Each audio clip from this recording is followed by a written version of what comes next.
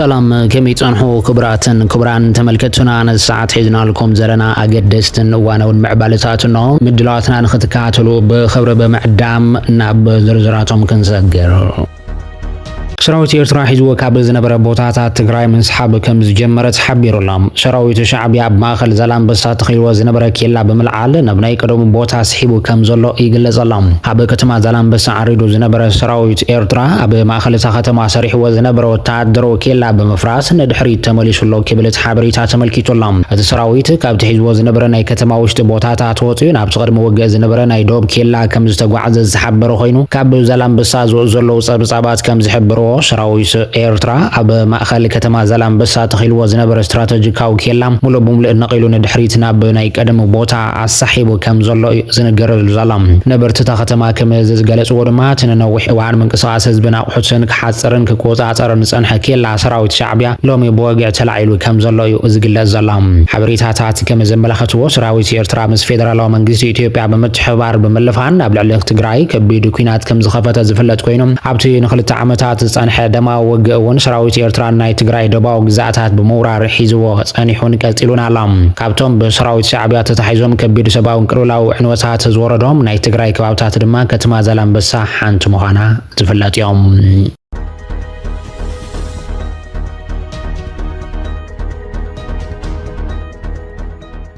أب السودان جنبار كرمك أبزوج الزلوا كينات الساتف كم زلوا زنجرلو حيلتات تجراي زخنة عطو عرم سبعة كبير جدات كم زوردو كاب تخبى بسترخبة حبري تعمل كيتوم هتي أب السودان جنبار كرمك زغط الزلوا كينات أب تعفات دوبات إثيوبيا ذكر زلوا جوانت بمخانو أب دحنة دوبات من قصاص بي وحز سدتياتات من قصاص عطوات جلتاتن كحدرو زخل صلوا عبي بمخانو كينو ترات أم تحيلتات السودان إثيوبيا ون أب سجات وسيدوا مهلاو زنجر كوينهم أبتو جم السراوي السودان تسلفوا عبد العلي عمل سريع والسان مزقعتي عب مفصام محلاو زنجر العطو تي دي اف زغنا ارم سبعه كبير جدات كم زبصحيو اتحبريتا ازحبر زلام اتي مسوتا درو كم فحوحات فولي قربت كاب زلو العلواي بعل سلطان استرخبه حبريتا عطو حيلي سراوي تتجراي زغنا ارم سبعه سناوي جنرال علي برهان كرموك نموك صاراب زكايدو زلو وجا اب قدم جنبار تسلفوا واقع محلاو تقص خوينو بمسرت تحبريتا عبلات ارم سبعه بتو كاب زقدم استفلي جدات بحو محلاو زنجر زلام إذا حبريت هذا كفلوا في الفلات نجزي قطرب زي تفلت عبلات عرم سبعة كبير ربر كم زي تقتلون كم زقصلوا مستحبر خينهم زقصلوا عبلات عرم سبعة بمكينة بكارتم توشيرهم حكمنا وقلقلوتي رخبوا محلا أمتهم زلوا حبريتات أرد يوم اللام حب السودان زبا بلونا إلى بزركب استراتيجيكاو كباب كرموك زكير زلوا خناتات حب تقعدوا بإثيوبيا بزركب قداس بوتا يكاد محلهم منجز إثيوبيا ونتوجه بنقحاتي كتاتلو كم زلوا زتكست حبريتا كينا السودان بملء زباو كوينات كويني قتل كم زلو زرديهم نزي مستبح لما تقعتو سعيبو حيلتها تقراي زاقيد علاو زغنه من نتصاصر حبريتا يلن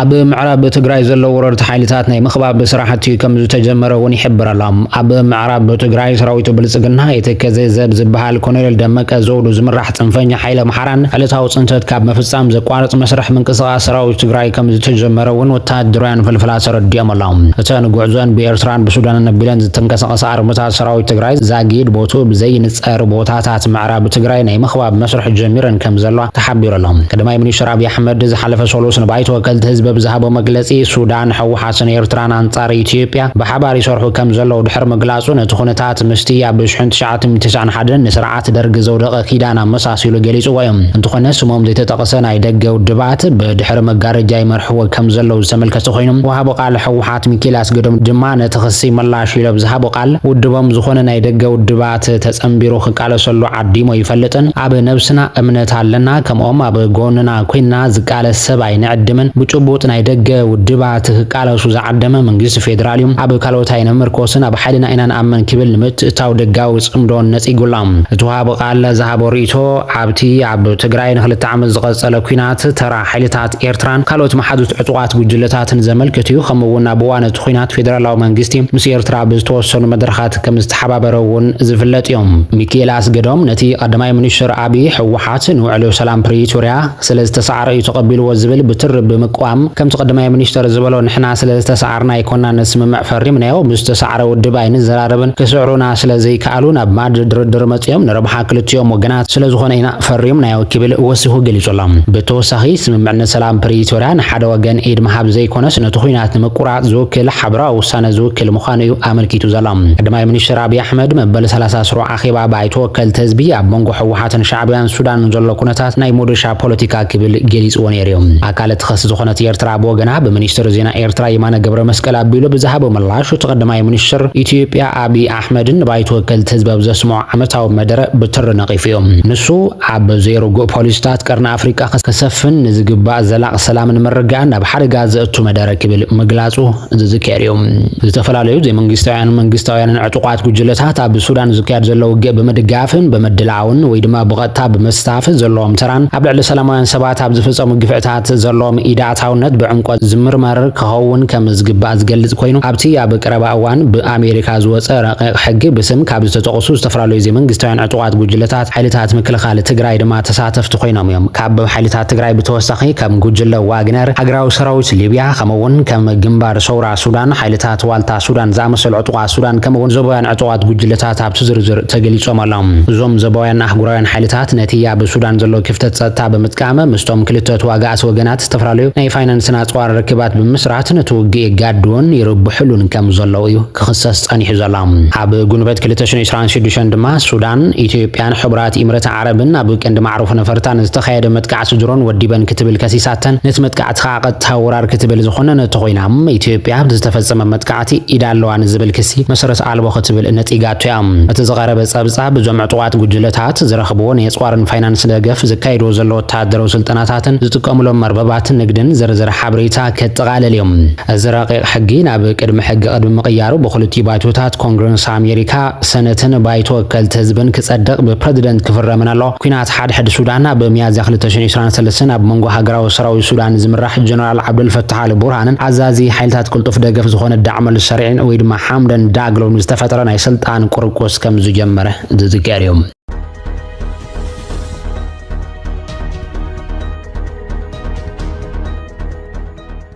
اب معرب تግራይ ዝቀጸለ ጥሕሰት ሰባው መሰላት ኣብ ሰላማውያን ሰባት ዝፍጸም ዘሎ በግድም መዝባል ማእሰርትን ኣብ ሰላማውያን ሰባት ዝፍጸሙ መጥቃዕታትን ቅቡልነት ዘይብሉን ንኸይዲ ትግባር ሰላም ዘንቅፊ ክብል ሚኒስትር ጉዳያት ወፃኢ እንግሊዝ ገሊጾላም አቶ ሚኒስትር ነዝገለጸ ቀደም ክብል በአባል ፓርላማ እንግሊዝ ጸሐፊ ሰባው ጉዳያት ዴቪድ አልተን ኣብ ትግራይ ብዛዕባ ዘሎ ኩነታት ብፍላይ ድማ በምዕራብ ትግራይ ንዘሎ ዝኸፈ ጎን ተመልኪቶም ጸመተ ክግበር ተሓሳሲቦም ንጸሐፈው ደብዳቤ ኣብ ሚኒስትር ጉዳያት ወፃኢ ዓለም ለኸ ልምዓትን ጉዳያት አፍሪካን ጃኔ ቻፕማን ኣብ ዝሃቦ ምላሽ ኣብ ሰላማውያን ሰባት ምዕራብ ትግራይ ዝፍጸም ዘሎ በደላት ሰባው መሰል ብዝግባእ ከም ዝርዳን ምስ ሓሳብ አልተን ከም ዝሳንያን በመግላጽ እቲ ፍጻሜ ቅቡልነት ዘይብሉ ተግባር በመባል ገሊጾን ኣለዋ እንግሊዝ ንስምምዕነት ሰላም ፕሪቶሪያ ከም ትድግፍ ዘላቕ ሰላም ከዓስል እቲ ስምምዕነት ሙሉእ ብሙሉእ ክትግበር ይግባእ ዝበላ ጃኔ ቻፕማን መንግስቲ ኢትዮጵያ ምስ ኣመራርሓ ትግራይ ብምዃን ንምኽባር ዘይተገደበ ሰብኣዊ መሰላት ክስራሕ ሓለዋ ሰላማውያን ሰባት ክግበር ድፊት ምግባርና ክንቅጽል ኢና ኢለን ኣለዋ መንግስቲ እንግሊዝ ንኸምዚኦም ዝኣመሰሉ ከበድቲ ጥሕሰት ሰብኣዊ መሰላት ጠመተ ብምሃብ ንእግዳታት ሓዊሱ ኣገዳሲ ስጉምቲ ንምውሳድ ዘኽእሎ ክትትል ክቕጽለሉ ይክብላ ገሊጽን ኣለዋ እንግሊዝ ብሰንኪ ኩናት ካብ ትግራይ ካብ መረበቶም ዝተመዛበሉ ወገናት ብፍቃዶም ብኽብሪ ድሕነቶም ንዝተሓለወ መንገዲ ክምለሱ ጥዊቓት ሓትት ዝበላ ቻፕማን መንግስተን ምስ ዓለም ለኸ ሰብኣዊ ትካላት ብምዃን ኣብ ከምዚ ዝኣመሰለ ምድላው ብኩሉ መልክዓት ክሳተፍን ግብራውነቱ ክረጋገጽ ከም ዝደሊ የተሓሳስባ ምዝያ ተሓይዘን ኣብ ሰላማውያን ሰባት ዝበጽሕ ዘሎ በደላት ደው ክብል ተሓታትነት ክህሉ ሰላም ንምርጋዕን ከምውን ዳግመ ህንጸት ተግባራዊ ክኸውን ብኩሉ ዲፕሎማሲያዊ መንግስትነት ከም እንኸደሉ ከረጋግጸሎም ይፈቱ ክብላ በዴቪድ አልተን ዝቐረበ ስምዕታ በደላት ሰብኣዊ መሰላት ኣብ ምዕራብ ትግራይ ኣብ ዝሃቦ ምላሽ ገሊጸን ኣለዋ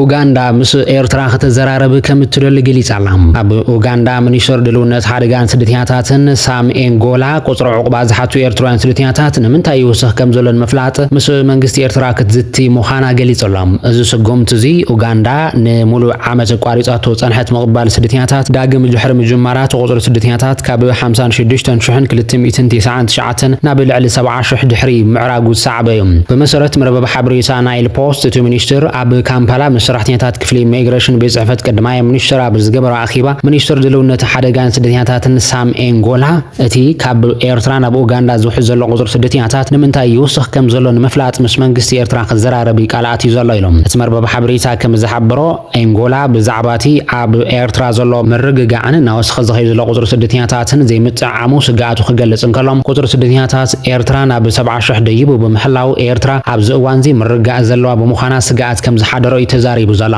እዚ ቁጽሪ እዚ ካብቲ ኣብ መወዳእታ 2025 ዝነበረ ምዝጉብ ብዝሒ ብልዑል ደረጃ ምውሳኹ ንኡጋንዳ ከቢድ ቁጠባዊ ጾር ፈጢሩላ ከም ዘሎ ዝግለጽ ኮይኑ ኡጋንዳ ካብ ለገስቲ ሃገራት ትረኽቦ ዝነበረት ሓገዝ ምጉዳሉ ሰበስልጣን ክግለጹ ጸኒሖም እዮም ብተወሳኺ መንግስቲ ኡጋንዳ ኣብ ኤርትራ ኩናት ኣብ ዘየለወሉ ክንዲ ዝወሓዝ ስደተኛታት ዘተሓሳስብ ምዃኑን ብምግላጽ ስክፍቱ ምስ መንግስቲ ኤርትራ ክዘራረበሉ መደብ ከም ዘሎ እዩ ዝገልጽ ዘሎ እንትኾነ ዋሕዚ ስደት ኤርትራውያን ካብ ኩናት ወጻኢ ካልእ ብዙሕ ዝተፈላለየ ምኽንያት ከም ዘሎ እዩ ዝፍለጥ ኤርትራውያን እተን ዓመታት ከም ካልእቲ ሃገሮም ክጥቀሙላ ጸንሑ ሱዳን ኣብ 2023 ኣብ ከቢድ ኩናት ሓድሕድ ምእተዋ እታ ብኻልኣይ ደረጃ ትዕቆብ ዝነበረት ኢትዮጵያ እውን ድሕሪ ኩናት ትግራይ ምስ መንግስቲ ኤርትራ ዝነበራ ዝምድና ተበቲኹም ናብ ምትፍናን ምስ ኣተወት ኣብ ኣዲስ ኣበባ ዝነብሩ ኤርትራውያን ዋላቶም ወረቐት ዘለዎም ኣደዳ ግፋ ማእሰርትን ገንዘባዊ ምዝመዛን ግዱድ ምስጓጉ ናብ ኤርትራን ኮይኖም እዮም በዚ ድማ ኡጋንዳ ቀንዲ መሰጋገሪት ኤርትራውያን ስደተኛታት ክትከውን ኣኽኢልዋ ኣሎ እቲ ሚኒስትር ሳም ኤንጎላ ድማ ምስ መንግስቲ ኤርትራ ክገብሮ ዝሓሰቡ ዘሎ ዘተ ብምንታይ ከም ዝዛዘም ንምግማት ኣጸጋሚ ይመስል ምኽንያቱ ወኪል ሚኒስትር ጉዳያት ወጻኢ ኣብ ለካቲት 2016 ኣብ ዝሃቦ መግለጺ መንግስቲ ኤርትራ ብወግዒ ንግዱድ ምስጓጉ ዜጋታቱ ዝቃወም ኮይኑ ፖሊስና ንወለንታዊ ምምላስ ዝያዳ ዝድግፍ እንትኾነ ሓንቲ ተቐባሊት ሃገርን ዜጋታትና ብግዴታ ክትሰጎም እንተወሲና ቀድሚው ኣብዚ ጉዳይ እዚ ዘተ ክንገብር የድሊ ክብል ገሊጹ ነይሩ እዮም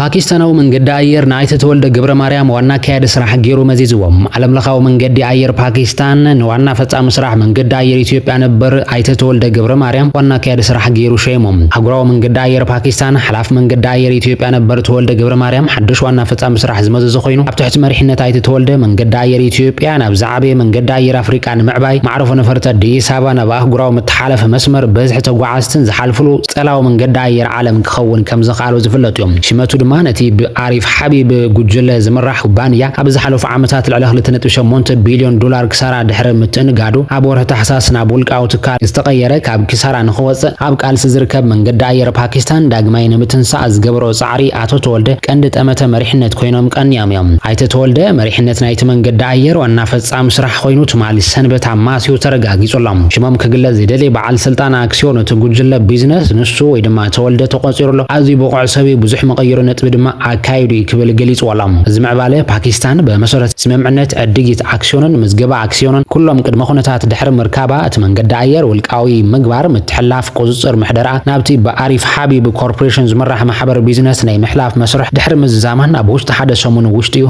እዚ ኩነታት ኣጋጢሙ ዘሎም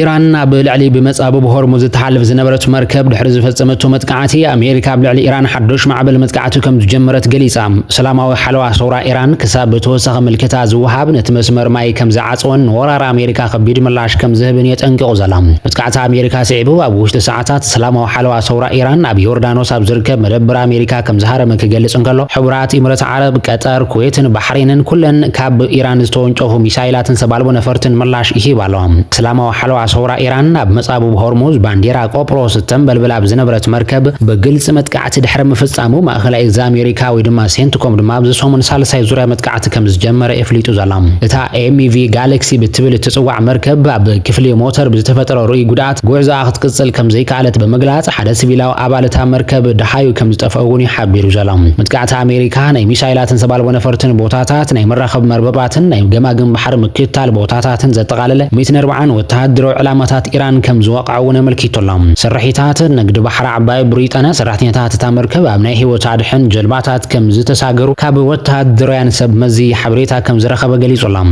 ሴንትኮም ኣብ ኤክስ ኣብ ዝካፈሎ ሓበሬታ ድማ ኢራን ኣቀዲማ ኣብ ልዕሊ ንግዳዊ መራኸቢ ዝፈጸመቶ መጥቃዕቲ ተሓታቲት ድሕሪ ምዃኑ ነቲ ኣብ ምርዳእ ስምምዕ ንምኽባር ካልእ ዕድል ተዋሂብዎ እንትኾነ ግን መሊሳ ፈሽላ ክብል ድማ ገሊጹ ዘላ